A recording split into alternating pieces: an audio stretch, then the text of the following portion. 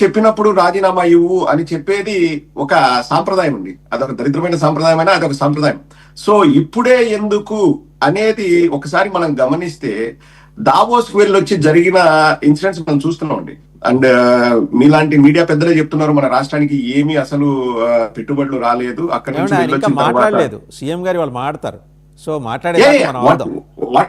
Ever it is ఇప్పటి వరకు ఉన్న వార్త అయితే అక్కడ నుంచి ఏమి ఇన్వెస్ట్మెంట్స్ రాలేదు.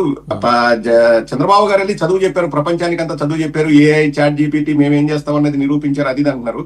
సరే ఈ రోజు వచ్చేసి మళ్ళీ కొంచెం 2015 నుంచి లిస్ట్ ఉందండి, మీకు కావాలంటే నేను చదివి వినిపిస్తాను. ఏమేమి వాళ్ళు ఇంతకు ముందు ప్రామిస్ చేశారో అవన్నీ ల్యాండ్ అయ్యాయి అన్నది కూడా మన దగ్గర చరిత్ర ఉంది. అక్కడికి వచ్చే ముందర ఇప్పుడు అక్కడికి వచ్చే ముందర ఒక ప్రశ్న అండి. అక్కడికి వచ్చే ముందర కరెక్ట్గా ఆయన దావోస్ నుంచి వచ్చే క్రమంలోనే లేకపోతే వచ్చిన క్రమంలోనే విజయసాయిరెడ్డి గారి రాజీనామా ప్రకటన అనేది ఏమన్నా దీన్ని ఇంటర్లింక్ చేయొచ్చా? అంటే బట్టతలకి మోకాలికి మూడేసే కార్యక్రమం ఏమన్నా చేయొచ్చా? ఇక్కడ బట్టతలకి మోకాలకు కూడా కాదండి. నేను అనుకోవడము ఫస్ట్ ఆఫ్ ఆల్ సాయిరెడ్డి గారి ఓన్ ఆలోచన కాదు రాజీనామా చేయాలని, ఒత్తిళ్లు.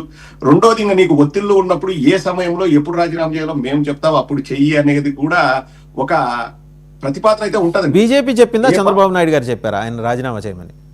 చంద్రబాబు నాయుడు గారు చెప్పింటారని నేను అనుకోవట్లేదండి. చంద్రబాబు నాయుడు గారు చెబితే సాయిరెడ్డి గారు వింటారని కూడా నేను అనుకోవట్లేదు.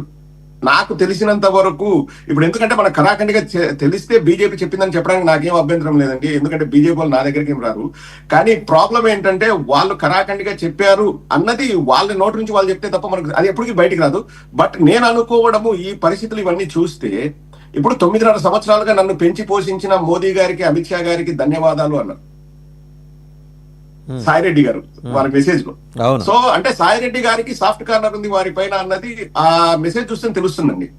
అండ్ వారు ఏం పెంచి పోషించారు అన్నది and of course close doors మధ్య జరిగేది బయటకి ఎప్పుడు చెప్పము. వాళ్ళు క్లోజ్ గా ఉన్నారు, ఢిల్లీలో మంచి సంబంధాలు ఉన్నాయి సాయిరెడ్డి గారికి వారితో అన్నది అందరికీ తెలుసు. ఆయనకు ప్రివిలేజ్ ఉంది, మీకు కూడా తెలుసు. ఏంటంటే బీజేపీ సభ్యులు కూడా సాహసించడానికి కొంచెం వెనక్కి తగ్గే పరిస్థితి ఉన్న రోజుల్లోనే ఆయన ప్రధానమంత్రి కార్యాలయంలోకి, పార్లమెంట్లో ప్రధానమంత్రి ఆఫీస్ రూమ్లోకి నేరుగా ఆయన వెళ్ళిపోయేంతటి స్వేచ్ఛ ఆయనకు ఉండేది. సో మీరు అన్నది కరెక్టే. మరి అంత సామీప్యం ఉన్నప్పుడు మరి వాళ్ళతో ఉన్న అటాచ్మెంట్ దృష్ట్యా వాళ్ళకి ధన్యవాదాలు చెప్పుకున్నారు. పవన్ కళ్యాణ్కి కూడా ధన్యవాదాలు చెప్పారు, వ్యక్తిగతంగా నాకు ఆయన స్నేహితులు అని చెప్పారు. అవునవును. ఒకటండి, ఇక్కడ సాయిరెడ్డి గారు ఈరోజు పార్టీ సభ్యత్వానికి రాజీనామా చేస్తున్నారు, రాజకీయాల నుంచి విరమిస్తున్నారు కాబట్టి వారి పాత్రను తగ్గించే ప్రయత్నం అయితే ఎవరు చేయకూడదు. మా వైఎస్ఆర్ కాంగ్రెస్ పార్టీకి he was like pillar of strength అని మేము కోరుకునేది కూడా భవిష్యత్తులో కూడా మీ ఆ సహాయం మాకు కావాలి, పార్టీ నిర్మాణం పునర్నిర్మాణం కోసం మీరు ఉండాలని మేము కోరుకుంటున్నాము. ఎక్కడ కూడా విజయసాయిరెడ్డి గారి ప్రాముఖ్యాన్ని తగ్గించే ప్రయత్నం అయితే జరగట్లేదండి. ఒకే సందేహం అండి, ఇప్పుడు జగన్మోహన్ రెడ్డి గారికి ఈ విషయం తెలుసు. నిన్న సాయంత్రం నుంచి భారతీయ కాలమానం ప్రకారం నిన్న సాయంత్రం నుంచే ఇది సర్క్యులేట్ అవుతుంది.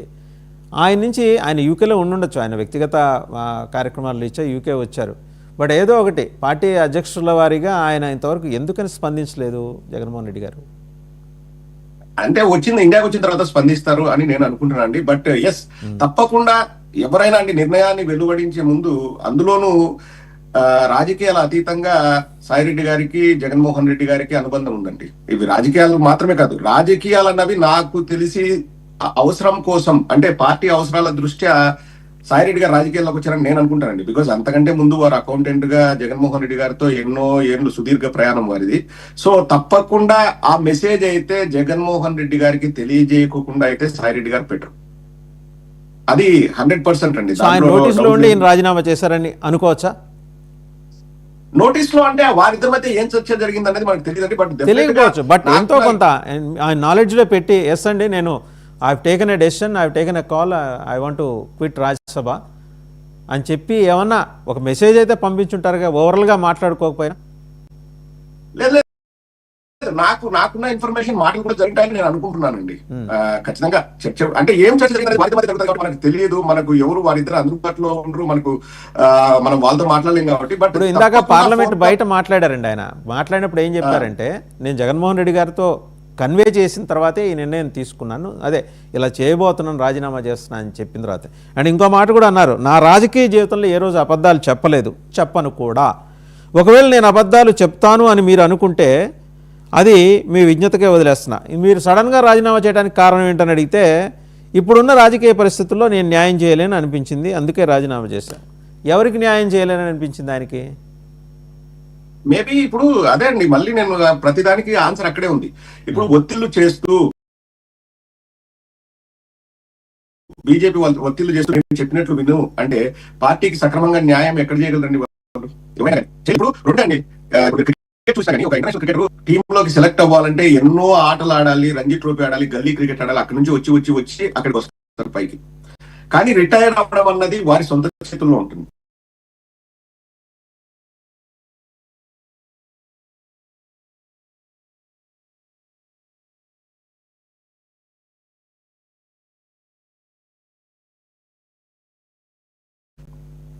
కావాల్సినప్పుడు రిటైర్డ్ అవుతా అంటారు. ఎప్పుడు అవుతారు? ఒళ్ళు సహకరించకపోతేనో పరలేకపోతేనో అక్కడ నుంచి మన టీం సెలెక్ట్ చేయాలన్న భావన ఉంటే రిటైర్ అవుతారు. సో నేను చేయలేకపోతున్నాను వారు అనుకోవచ్చు.